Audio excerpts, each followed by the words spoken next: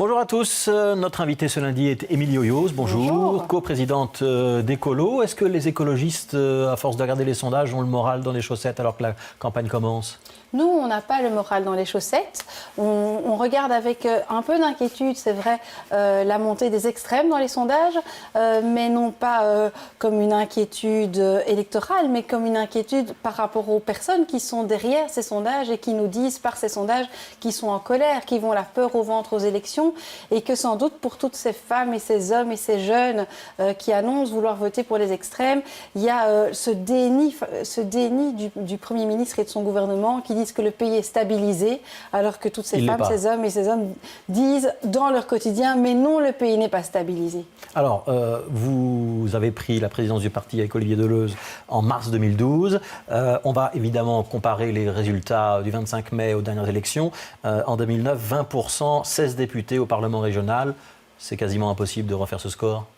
Le score de 2009 a depuis été rebattu puisqu'il y a eu les élections fédérales un an plus tard et puis les élections communales où là on a des scores qui sont plus, j'ai envie de dire, dans notre moyenne, autour de 12-13%. C'est quoi l'objectif pour vous aux élections régionales bruxelloises ou à la Chambre à Bruxelles? Il faut faire quel score pour que vous soyez une coprésidente heureuse? Un score qui nous permet de vraiment peser dans les déclarations gouvernementales à écrire au lendemain de l'élection. On n'est pas là pour faire de la figuration. Deux chiffres, c'est plus facile. Donc pour plus de 10%. peser. Certainement. Ouais, 12, 13, c'est le chiffre que vous avez cité tout à l'heure. Voilà. Charles Piquet, qui vient sur l'arène régionale en 3e position pour la liste du Parti Socialiste, ça a été annoncé hier, mais aussi Joël Milquet, qui va emmener la liste régionale, Didier Reynders, qui est lui à la Chambre pour le maire. Est-ce que Christos Doulkiridis et Zakia Khattabi font le poids ? Bien sûr qu'ils font le poids. D'abord par le bilan qu'a Christos Doulkiridis et sa collègue Evelyne. Je dis les temps changent dans le livre dont on va parler il y a un instant et ça change notamment grâce à l'action des écologistes depuis 10 ans à Bruxelles. Et puis ils ont une ambition, ils ont un projet pour Bruxelles. Vous savez, quand on constitue nos listes, on ne fait pas du mercato politique, on n'essaie pas de faire des petits coups comme ça. Ouais, mais des personnalités connues, ça sécurise et ça attire les lecteurs.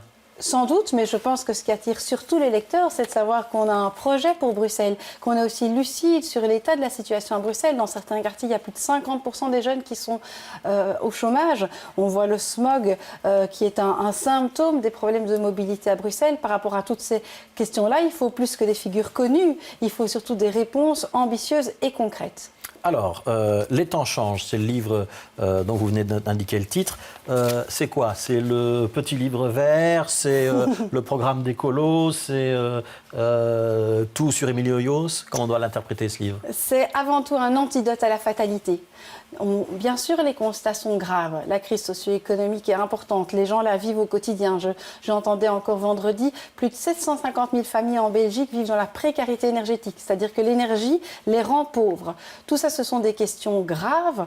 Mais par rapport à ces questions graves, il y a heureusement plein de germes de solutions qui sont soit portées par les écologistes, soit, et c'est ça qui est vraiment intéressant, portées par les citoyens, les associations, les patrons eux-mêmes. Vous n'avez pas vraiment répondu à ma question. Le livre, c'est quoi? C'est une version un peu plus facile à lire que le programme politique d'Écolo? Notre programme électoral, il fait, comme à chaque scrutin, j'ai envie de dire, plus de 1000 pages. Il est très ambitieux.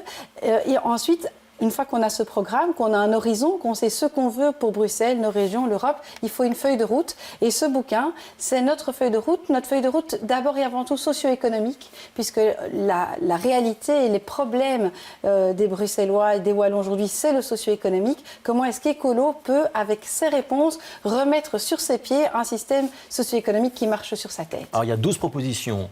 Parmi ces propositions, il y en a beaucoup, enfin 3 ou 4, qui concernent l'énergie. Notamment aboutir dans les 10 ans à 100% d'isolation donc de toutes les maisons. Il y a plusieurs comme ça chapitres consacrés à l'énergie. Ça veut dire quoi? C'est que la transition énergétique, ça reste le fer de lance du programme d'Écolo? Parce que l'énergie aujourd'hui, c'est à la fois une question, un défi, un problème social. Je vous le disais, il y a des personnes qui s'appauvrissent parce que leur logement est mal isolé et que remplir sa citerne à mazout, ça coûte 1 000 € plus cher qu'il y a 10 ans. Mais l'énergie, c'est aussi un levier pour rendre nos entreprises plus compétitives compétitive. Et on va créer de l'emploi avec de l'énergie? Bien entendu, et c'est ce qu'on fait notamment, c'est ce qu'on a fait à Bruxelles ces dernières années avec l'Alliance Emploi-Environnement Rénovation Durable. Chaque fois qu'on soutient le secteur de la construction pour qu'il rénove des logements, pour qu'ils soient moins énergivores, c'est les Bruxellois qui doivent moins dépenser pour se chauffer, et ce sont des entreprises bruxelloises, le secteur de la construction, qui peut engager chez nous des femmes et des hommes qui ont besoin de boulot. Ouais, mais on voit le succès, par exemple, des primes à l'isolation en région bruxelloise qui font que le pot est épuisé assez vite. Est-ce que les pouvoirs publics ont réellement les moyens de se lancer dans des programmes massifs d'isolation de toutes les maisons? Ils doivent les avoir, parce qu'en période... Quitte à s'endetter? Bien sûr, vous avez entendu le FMI la semaine dernière qui disait qu'on avait été un peu trop vite dans le rythme de désendettement. On l'a toujours dit, on est content de voir qu'on a un allié un peu inattendu, le FMI. Vous savez, quand on n'a pas beaucoup d'argent, il faut que chaque euro investi soit particulièrement stratégique, investi de manière stratégique. Financer l'isolation, aider les ménages à renforcer l'isolation de leur logement, c'est stratégique parce que ça crée de l'emploi, ça agit sur le portefeuille des ménages et ça réduit les risques liés au dérèglement climatique. Alors, il y a 12 propositions, 12 chapitres. Donc ça, c'est une proposition très concrète. Par contre, quand vous dites renforcer les circuits courts en alimentation, est-ce qu'on a une baguette magique pour le faire? Ça s'appelle aussi l'Alliance Emploi-Environnement. Ouais. Vous savez que le gouvernement bruxellois l'a lancé il y a quelques mois. C'est faire en sorte que, en alliance avec la Flandre et la Wallonie, l'Horeca bruxellois puisse s'approvisionner directement chez des producteurs. C'est aussi une manière de former et de donner du boulot à tous ces jeunes peu qualifiés à Bruxelles qui peuvent dans l'Horeca. C'est vraiment un secteur stratégique pour Bruxelles, l'Horeca, et les ministres écolos y travaillent. Une dernière question sur le livre, c'est quoi l'économie circulaire?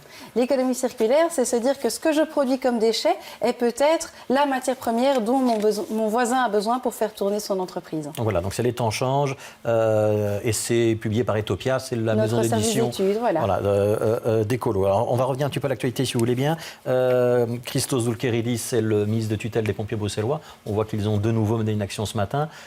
C'est le dossier qu'il ne faut pas reprendre dans la prochaine législature, celui des pompiers, si vous êtes toujours au pouvoir? Mais pas du tout, parce qu'on voit comment Christos Doulkeridis a mis ce dossier au-dessus de la pile et s'est attaqué à une espèce de monstre du Loch Ness, puisque ça fait des années que le dossier des pompiers bruxellois était sur la table et que son prédécesseur n'avait malheureusement pas pu régler les questions notamment liées au cadre des pompiers, etc.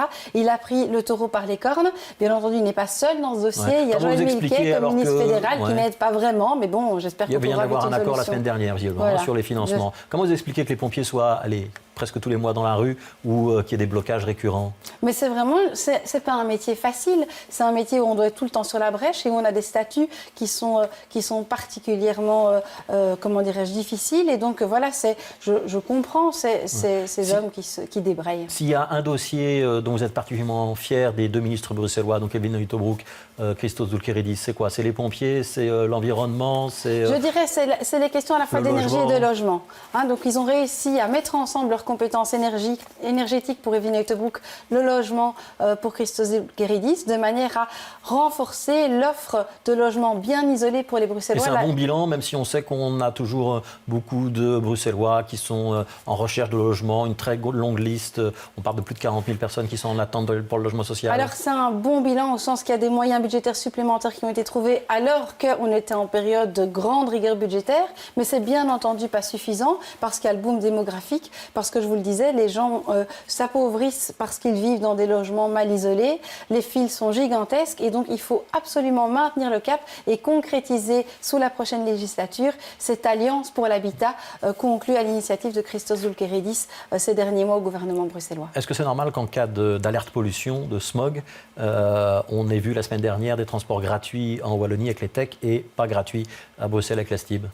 L'idéal, ce serait évidemment que ça puisse être gratuit partout au moment des smogs, des pics de pollution. Je pense que ce qui est important à Bruxelles, c'est de voir que les politiques de gratuité, elle est ciblée à d'autres moments que le smog, puisque le smog, c'est 2 jours, 4 jours, 6 jours par an peut-être. Ce qui est surtout important, c'est que la mobilité... Il y a un niveau 2 où ce serait gratuit, mais on n'a encore jamais atteint depuis qu'il a été instauré. Ce qui est surtout important, c'est que la mobilité, elle soit facile pour les Bruxellois et pour ceux qui entrent dans Bruxelles tous les jours. C'est la seule manière de faire durablement baisser la pollution pollution et donc les problèmes de santé graves que pose la pollution pour les Bruxelloises et pour les enfants bruxellois aussi. Et donc là-dessus, il y a une politique de gratuité qui fonctionne, mais la priorité pour Écolo en matière de mobilité, c'est augmenter les fréquences, éviter les ruptures de charge et faire en sorte, notamment aussi par un réseau express bruxellois qui utilise mieux les trains et les gares à l'échelle de Bruxelles, que de plus en plus de Bruxellois puissent se passer d'une voiture sans se compliquer la vie. Alors vous êtes où, Alon? Vous êtes namuroise. Je suis née à Bruxelles. Ouais. Vous êtes déjà allée à Paris-Daïsa?